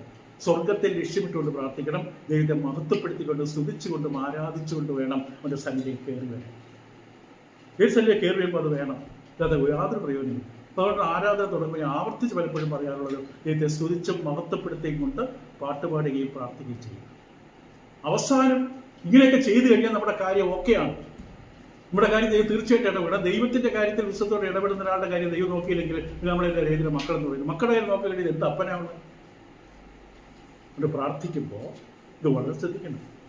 കൂടാതെ മത്തായി 18:10-11, മത്തായി സുവിശേഷം 18-ാം അധ്യായം 10-11. നിങ്ങൾക്ക് ഏതെങ്കിലും നല്ല സുഹൃത്തുക്കളുണ്ടെങ്കിൽ ഈ ക്ലാസ് അവർക്ക് അയച്ചു കൊടുക്കണം. നിങ്ങൾ 10 കിലോ ഭാരം വരുന്ന സ്വർണ്ണക്കട്ടി ഒന്നും കൊടുത്തുകൊണ്ടൊന്നും സമ്മാനമല്ല. നിങ്ങൾ യഥാർത്ഥ സുഹൃത്തിന് കൊടുക്കേണ്ട സമ്മാനം അവൻ്റെ ആത്മീയ ലക്ഷ്യങ്ങൾ ഉറപ്പിച്ചു കൊടുക്കുക. എൻ്റെ യാത്രയുടെ തെറ്റുകൾ കാണിച്ചു കൊടുക്കുക. ശ്രദ്ധിച്ച കൃത്യമായി എത്തിക്കേണ്ട സ്ഥലത്ത് എത്തിക്കുക. സ്വർഗത്തിൽ ചെല്ലുമ്പോൾ നിനക്ക് വേണ്ടി കാത്തിരിക്കും. എന്നെ സ്വർഗത്തിൽ എത്തിക്കാൻ കാരണക്കാരനാണ് ആ സഹോദരി, ആ സഹോദരൻ. ഇപ്പൊ മത്തായിയുടെ സുവിശേഷം 18-ാം അധ്യായത്തിന്റെ 10-11 വാക്യങ്ങളില് ഈ ചെറിയവരിൽ ഒരുത്തിനെ തുച്ഛീകരിക്കാതിരിപ്പാൻ ശ്രദ്ധിച്ചുകൊള്ളുകയും സ്വർഗത്തിൽ ഇവിടെ ദൂതന്മാർ സ്വർഗസ്ഥനായ എന്റെ പിതാവിന്റെ മുഖം എപ്പോഴും കാണുന്നു ഞാൻ നിങ്ങളോട് പറഞ്ഞു. ഭൂമിയിലെ സഹോദരങ്ങളായിട്ടുള്ളവർ തമ്മിൽ എന്തെങ്കിലും തന്നെ പിണക്കമോ വിദ്വേഷമോ വൈരാഗ്യം പുലർത്തുകയാണെങ്കിൽ ഇവരെ സ്വർഗത്തിൽ സ്വീകരിക്കും. അവിടെ ചെന്നാലും വഴക്കുണ്ടാകും, അവിടെ ചെന്നാലും പിടിച്ചു തള്ളും, ഉന്തിത്തള്ളും. എനിക്ക് ഏറ്റവും കർത്താവിന്റെ കടുക്കിൽ വരണം. മറ്റൊരു വഴിയിലേ പറ്റില്ല, നിന്നെ അനുവദിക്കും, നീ യോഗ്യനല്ല. അത് അനുവദിക്കാൻ കർത്താവ് മനസ്സിലാക്കിയിട്ടാണ് അവനെ കയറ്റിയത് തന്നെ. അവിടെ ചെന്നാലും വഴക്കും. ഉദാഹരണം പറയുന്നതാണ്, ഈ ചെറിയവരിൽ ഒരുവന് അവനെ തുച്ഛീകരിക്കാതിരിക്കാൻ നോക്കുകയും ചെയ്താൽ എന്താണ് സംഭവിക്കാൻ പോകുന്നത്? പിതാവിന്റെ മുഖം നിങ്ങൾ കാണും. ഇപ്പോൾ പ്രാർത്ഥന 3-ാം സ്വർഗത്തോടെ എത്തുന്നു. സ്വർഗത്തിലാണ് നമ്മുടെ പ്രത്യാശ സംഗ്രഹിക്കുക. അവിടെ നമ്മൾ ആരംഭിച്ചത്. സംഗ്രഹിക്കുക എന്ന് പറഞ്ഞാൽ കെട്ടിവെക്കുക, ശേഖരിച്ചു വെക്കുക. നമ്മുടെ പ്രത്യാശ കെട്ടിവെച്ചിട്ടുണ്ട്. നമ്മുടെ പേരെഴുതി, നമ്മുടെ ഉദാഹരണം ഇതൊക്കെ മനസ്സിലാക്കുന്ന മാനുഷിക പ്രയോഗങ്ങളാണ്. ഇവിടെ ഒരു ചാക്കും സഞ്ചിയും പ്ലാസ്റ്റിക്കും കെട്ടിവെക്കുക. നമ്മുടെ പേര് ദൈവം എല്ലാ കാര്യങ്ങളും കെട്ടിവെച്ചു. ഇന്ന് ഇവിടെ കുറച്ച് ഞാൻ വെച്ചിട്ടുണ്ട്. അവിടെയുള്ള കള അതൊക്കെ പോട്ടെ. നമ്മൾ പറഞ്ഞ അബ്രഹാമിനെ കുറിച്ച് 318 പട്ടാളക്കാർക്ക് തുല്യമായ ദാസന്മാരുണ്ട്, അവിടെ ഭാര്യമാരും മക്കളും, പ്രായച്ചെന്ന വേലക്കാർ വേറെ. കുറഞ്ഞ പക്ഷേ 1000-ഓളം വേലക്കാരുള്ള ഉന്നതനായ ഒരു മനുഷ്യൻ വിളിച്ചോടനെ എല്ലാം വിളിച്ചറിഞ്ഞിട്ട് പോയി. അവന് സ്വർഗത്തിൽ എൻ്റെ പേര് നിക്ഷേപം. ഇവിടെയുള്ള ഞാൻ കൈ കിടന്നു കൊടുത്തു. ഒരു ദിവസം ഈ ഫേസ്ബുക്കിലെ ആളെ കൊണ്ട് അയാൾക്ക് വീടില്ലാത്തൊരു വ്യക്തിയെ കണ്ടപ്പോൾ താനും ഭാര്യയും കൂടെ തീരുമാനിച്ച് അവരുടെ വീട് വിറ്റു. അവരുടെ പേര് പറയുന്നു. വീട് വിറ്റ് അവർക്കൊരു വീട് പണിക്കും. അവർക്കറിയാം യഥാർത്ഥ അത് അവര് ലോകപ്രകാരമുള്ള മനുഷ്യർ. എന്നിട്ടും അവർക്ക് ഈ പാഠം അറിയാം. ലോക മനുഷ്യർക്കും അറിയാം ഈ പാഠം. അവരിപ്പോൾ വാടക വീട്ടിൽ താമസിക്കുന്നു. സീരിയലുമൊക്കെ ആയിട്ട് ബന്ധപ്പെട്ട ഒരു മനുഷ്യനാണ്. അവർക്ക് ഉദ്ദേശം നമ്മൾ മനസ്സിലാക്കേണ്ട പാഠമാണ്. ദൈവമക്കൾ വിശ്വാസികൾ എന്ന് പറയുന്നവർ മനസ്സിലാക്കേണ്ട പാഠമാണ്. ഇവിടെ ഒരു ഫ്ലാറ്റ് പോലെ വേറൊരു ഫ്ലാറ്റ്, ദുബൈയിൽ 2 ഫ്ലാറ്റ്. ഇപ്പോഴും ചിന്തിക്കാറുണ്ട്. ഇതെല്ലാം നഷ്ടപ്പെടും. രത്തൻ ടാറ്റയുടെ അവസ്ഥ ഇപ്പോൾ നമുക്കറിയാം. ആ കമ്പനി തകർന്ന അവസ്ഥയിൽ എത്താറായി. അതിനുവേണ്ടി വഴക്കാണ്. അലക്സാണ്ടർ ചക്രവർത്തിയുടെ കാലത്തുണ്ടായിരുന്ന 4 ജനറൽമാർ അലക്സാണ്ടർ ചക്രവർത്തി മരിച്ച ഉടനെ അടിപിടി തുടങ്ങി. ഇവിടെ നമ്മൾ മനസ്സിലാക്കിക്കൊണ്ടിരിക്കേണ്ടത് 3-ാം സ്വർഗത്തിൽ വസിക്കുന്ന ദൈവത്തെ കുറിച്ചാണ്. 3-ാം സ്വർഗത്തിലാണ് ദൈവം വസിക്കുന്നത്. യേശുവിനോട് ആയിരിക്കുവാൻ ആഗ്രഹിക്കുക എന്നതാണ് ദൈവജനത്തിന്റെ പ്രതി. യേശുവിനോട് കൂടെ ആയിരിക്കും. ഇവിടെ ആരോട് കൂടെ ഉണ്ടായിട്ട് എന്ത് പ്രയോജനം? യേശുവിനോട് കൂടെ ഇരിക്കാൻ ദൈവം അനുവദിക്കുന്നു. നമ്മൾ വെള്ളിയാഴ്ച ആലുവയിലെ ക്ലാസ്സിൽ എങ്ങനെ പറയുകയുണ്ടായി. ദൈവം മനുഷ്യനായി നമ്മുടെ ഇടയിൽ അവതരിക്കുക മാത്രമല്ല, അവതരിച്ച ദൈവപുത്രനായ യേശുക്രിസ്തുവിനുള്ള തേജസ് കാണാൻ നമ്മെ അനുവദിക്കുക ചെയ്യും. ദൈവം അനുവദിക്കാതെ തേജസ് ഒരാൾക്കും കാണാൻ പറ്റില്ല. വചനം ജഡമായി ഭൂമിയിലേക്ക് വന്നു. ഞങ്ങൾ അവൻ്റെ തേജസ്, ഞങ്ങൾ അവൻ്റെ കൂടെ നടന്നു. അവൻ്റെ തേജസ് ഞങ്ങൾ പിതാവിൽ നിന്നുള്ള ഏക തേജസ്സായി കണ്ടു. അപ്പൊ കർത്താവ് യേശുവിന്റെ കൂടെ നടന്ന അപ്പോസ്തലന്മാരെ സംബന്ധിച്ച് കർത്താവ് അനുവദിച്ചു. ഈ കർത്താവ് കണ്ണടച്ചുകളായി. ലൂക്കോസിലൂടെ നമുക്കറിയാം യേശുവിന്റെ കൂടെ 2 ശിഷ്യന്മാരുടെ കണ്ണടച്ചുകളായി. യേശുവിനെ കാണേണ്ട ആത്മിക തേജസ് കാണാൻ അവർക്ക് പറ്റിയില്ല. യേശു അവിടെ നടുവിൽ അപ്പം തുറക്കി കഴിഞ്ഞപ്പോഴാണ് ഒരു പെട്ടെന്ന് മനസ്സിലായത്. യേശു തലയ്ക്ക് ചില ഓറയൊന്നുമില്ല, വട്ടത്തിലുള്ള വെളിച്ചമൊന്നുമില്ല, ഓറ എന്ന് പറയും. നമ്മൾ ലോകത്ത് പല മനുഷ്യരും പറയും അയാൾക്ക് എന്തൊരു ഓറയാണ്, AURA. ഒന്നുമില്ല, അത് വെറുതെയാണ്. ഈ ജഡമാണത്. ഇതിനകത്ത് ചുറ്റും ഓറയൊന്നുമില്ല. നമ്മുടെ ഓറ നമ്മുടെ സ്വഭാവമാണ്. ഞങ്ങൾ അവൻ്റെ തേജസ്, ഇതാണ് വാക്യം യോഹന്നാൻ 1. ഞങ്ങൾ അവൻ്റെ തേജസ് പിതാവിൽ നിന്ന് ഏകജാതനായവന്റെ തേജസ്സായി കണ്ടു. കാണുമ്പോൾ എന്ത് ചെയ്യണം? 2 ചെറിയ ട്യൂബ് ലൈറ്റ് നമ്മൾ കൂട്ടിക്കെട്ടിവിടെ വെച്ചിട്ടുണ്ട്. ഞാൻ പറയുന്നത് 2 ട്യൂബ് ലൈറ്റ് ഉണ്ട് എന്ന് പറയുമ്പോൾ നിങ്ങളത് നോക്കിയാൽ കാണും. മരുഭൂമിയിലെ പാമ്പ് കടിയേറ്റ് ലക്ഷങ്ങൾ ചത്തുകൊണ്ടിരിക്കുമ്പോൾ മോശ നിലവിളിച്ച് അടയ്ക്കുന്നില്ല. ദൈവം അവർ ക്ഷമിക്കണം. ഒരു കാര്യം ചെയ്യും, ഒരു പാഠം പഠിക്കണമുണ്ട്. ഒരു പിച്ചള സർപ്പത്തെ ഉണ്ടാക്കും, അവിടെ കെട്ടിത്തൂക്കാൻ പറഞ്ഞു. പക്ഷെ ഒറ്റ കണ്ടീഷൻ, നിങ്ങൾ അതിലേക്ക് നോക്കണം. മനുഷ്യപുത്രനെ ഉയർത്തിക്കഴിഞ്ഞാൽ യേശുവിലേക്ക് നോക്കുന്നവരുടെ എല്ലാ രോഗങ്ങളും മാറും. രോഗസൗഖ്യത്തിനല്ല യേശു വന്നത്, താൻ ആരാണെന്ന് ലോകത്ത് കാണിച്ചു കൊടുക്കാനാണ് യേശു രോഗസൗഖ്യം നടത്തിയത്. താൻ ആരാണെന്ന് ഓരോ അത്ഭുതങ്ങളും തന്റെ ദൈവികത്വം, മഹത്വം തെളിയിക്കാൻ വേണ്ടിയാണ്. ആ മഹത്വം ചെയ്ത ആളെയല്ല നോക്കേണ്ടത്, ആ ചെയ്തത് എന്തിനാണ്, ചെയ്തതിന്റെ ഉദ്ദേശം എന്താണ്, തന്നെ കാണാൻ, തന്നെ മനസ്സിലാക്കാൻ, തന്നെ നോക്കാൻ.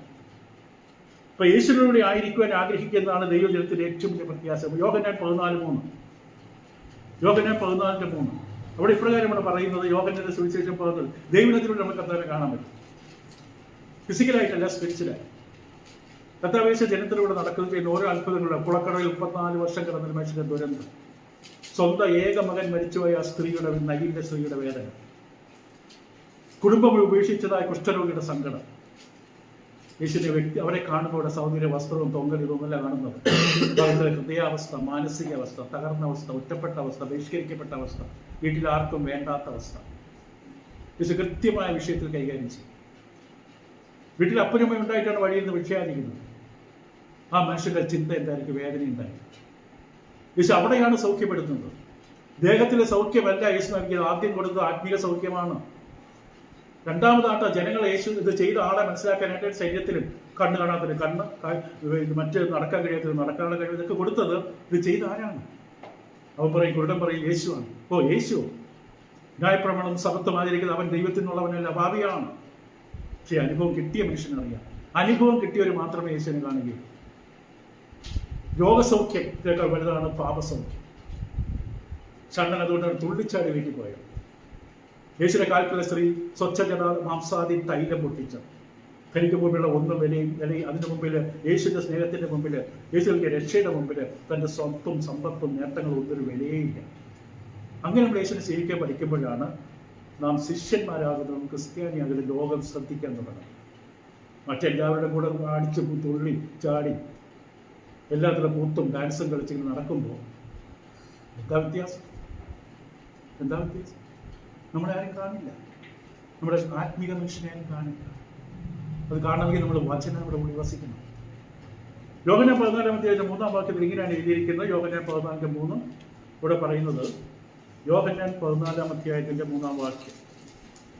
എനിക്കൊന്ന് ഈ വർഷം അവസാനിക്കുമ്പോൾ നമുക്ക് ലഭിക്കേണ്ട ഏറ്റവും നല്ല വിഷയമായിരിക്കും നമ്മൾ സംസാരിച്ചുകൊണ്ടിരിക്കുന്നത്. അപ്പം ഞാനൊന്നും ഇങ്ങനെയൊന്നും എഴുതി വെച്ചില്ല, പറയണമെന്ന് എനിക്ക് തോന്നിയില്ല. ഞാൻ പോയി നിങ്ങൾക്ക് സ്ഥലം ഒരുക്കിയാൽ ഞാൻ ഇരിക്കുന്നിടത്ത് നിങ്ങളും ഇരിക്കേണ്ടതിന് പിന്നെയും നിങ്ങളെ എൻ്റെ അടുക്കൽ ചേർത്തു. ചിന്തിച്ചു നോക്കി, ഒന്നുകൂടെ വായിച്ച് കേട്ടത് മനസ്സിലായോ? ചിന്തിച്ചോ, ശ്രദ്ധിച്ചോ, ധ്യാനിച്ചോ? ഞാൻ പോയി നിങ്ങൾക്ക് സ്ഥലം ഒരുക്കിയാൽ, എനിക്കൊരു സ്ഥലം ഒരുക്കപ്പെട്ടുകൊണ്ടിരിക്കുകയാണ്.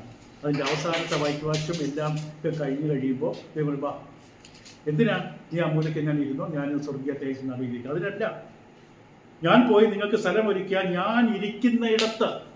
എന്തൊരു വലിയ സത്യമാണ്. ഞാൻ ഇരിക്കുന്നിടത്ത്. നമ്മുടെ തോളിൽ കൈയിട്ടുണ്ട് കർത്താവ് ഇരിക്കാൻ ഇഷ്ടപ്പെടുകയാണ്. പക്ഷെ കർത്താവ് നമ്മുടെ തോളിൽ കൈയിട്ട് പെട്ടെന്ന് കൈവലിക്കരുത്.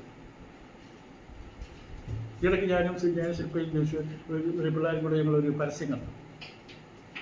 ഒരു വയസ്സെടുത്ത് മതി. അങ്ങനെയല്ല, ഇവിടെ വ്യക്തമായിട്ട് പറയുന്നു, ഞാൻ ഇരിക്കുന്നിടത്ത് നിങ്ങളെയും ഇരുത്തേണ്ടതിന് പിന്നെയും വരും നിങ്ങൾക്ക് വേണ്ടി. പിന്നെ നിങ്ങൾ എന്ത് ചെയ്യും? എന്നോടൊപ്പം ചേർത്ത് മാറോടെ ചേർത്ത് പിടിക്കും. അങ്ങനെ കെട്ടിപ്പിടിച്ച് കണ്ടാൽ ചെറുക്ക് പ്രശ്നമാണ്. അത് ജഡീക ചിന്തയാണ്. ക്രിസ്തു യേശുവിലുള്ള എല്ലാവരും, ആത്മീയ സഹോദരങ്ങളെന്ന ബോധ്യമുള്ള എല്ലാവരും വിശുദ്ധ ചുംബനം കൊണ്ട് അന്യോന്യം സ്നേഹിക്കാൻ പറഞ്ഞിട്ടുള്ള കർത്താവ്. ചുണ്ടിലല്ല, തലയിലോ നെറ്റിയിലോ. അത് ദൈവ സ്നേഹത്തിൻ്റെ തെളിവാണ്. സഹോദരങ്ങൾക്ക് മാത്രം ഇത് മനസ്സിലാകും, എല്ലാത്തവർക്കും ഒട്ടും മനസ്സിലാകും. അപ്പോൾ ഞാൻ ഇരിക്കുന്നിടത്ത് നിങ്ങളും ഇരിക്കേണ്ടതിന് പിന്നെയും വന്ന് ചേർത്ത് വന്നു. നഷ്ടപ്പെട്ട കുട്ടി ഒരു 6 വർഷം 10 വർഷം കഴിഞ്ഞ് തിരിച്ചു കിട്ടുമ്പോൾ മക്കളിങ്ങനെ ചേർത്ത് വരും, ഇനി നഷ്ടപ്പെടാം. ഇപ്പോൾ കർത്താവിടെ പറയുന്നത്രേ ഉള്ളൂ, ഞാൻ ഇരിക്കുന്നത് നിങ്ങൾ എന്നോടുകൂടെ ഇരിക്കാൻ ആഗ്രഹിക്കണം. എന്നിലാ പ്രത്യാശയുള്ളവൻ തന്നെത്താൻ എന്ത് ചെയ്യുന്നു? നിർമ്മലീകരിക്കണം. എനിക്ക് യേശുവിന്റെ ബന്ധം പോകരുത്. ഇവിടെ ലോകത്ത് ആരുണ്ടായാലും ഒരു കാര്യവുമില്ല, യേശു നഷ്ടപ്പെടരുത്. 2 കൊരിന്ത്യർ 12:2 നിങ്ങളുടെ വായിച്ച് അവസാനിപ്പിക്കാം. 2 കൊരിന്ത്യർ 12:2 വളരെ പ്രധാനമാണ്. നമ്മൾ പ്രത്യാശകൾ തുടങ്ങിയിട്ടേ ഉള്ളൂ. വളരെ വിശാലമായ പുസ്തകമാണ് ദൈവകൃപയെ നമുക്ക് തന്നിട്ടുള്ളത്. കൊലോസിലേക്ക് 2 കൊരിന്ത്യർ 12:2 വാക്യം പറയുന്നത്, ക്രിസ്തുവിലുള്ള ഒരു മനുഷ്യൻ, പൗലോസ് പേര് പറയുന്നില്ല, താൻ തന്നെയാണ് ആള്. ക്രിസ്തുവുള്ള ഒരു മനുഷ്യനെ കുറിച്ച് ഞാൻ അറിയുന്നു എന്ന് പറഞ്ഞാൽ തന്നിലുള്ള അകത്തെ മനുഷ്യനാണ് വിഷയം. ഞാൻ പോയി എന്നല്ല പറഞ്ഞത്. ക്രിസ്തുവിലുള്ള ഒരു മനുഷ്യൻ, അത് തൻ്റെ ആത്മീക മനുഷ്യനാണ്. ക്രിസ്തുവിലുള്ള ഒരു മനുഷ്യനെ ഞാൻ അറിയുന്നു. അവൻ ആത്മീക പൈതലാണെന്ന് അവൻ അറിയാം, പലർക്കും അറിയില്ല. കാൺമീൻ നാം ദൈവമക്കളെന്ന് നിങ്ങൾ വിളിക്കപ്പെടുവാൻ എന്ന് പറഞ്ഞ യോഹന്ന ലേഖനം പറയും.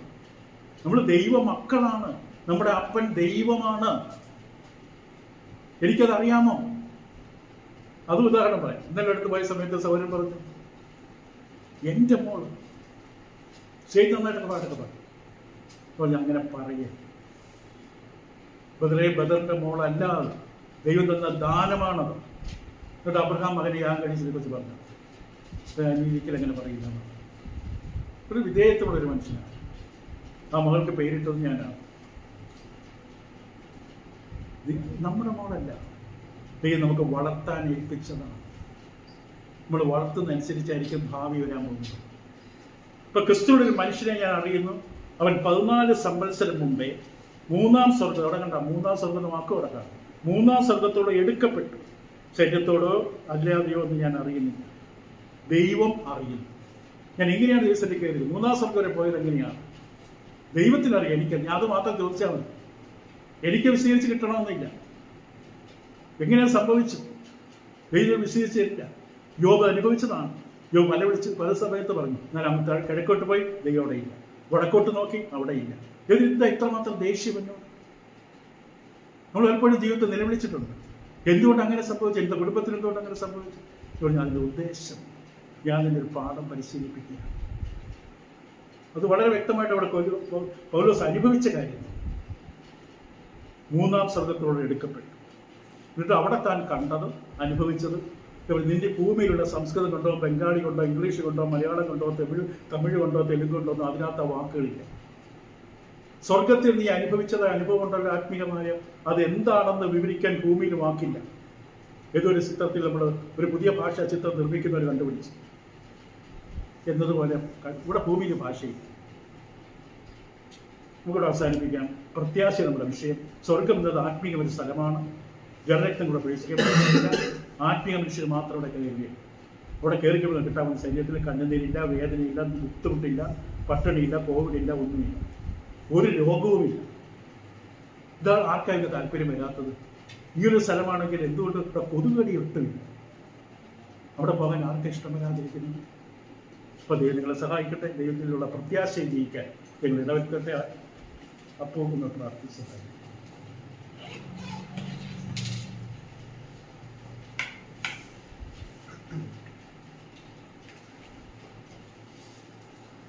പ്രാർത്ഥിക്കാം.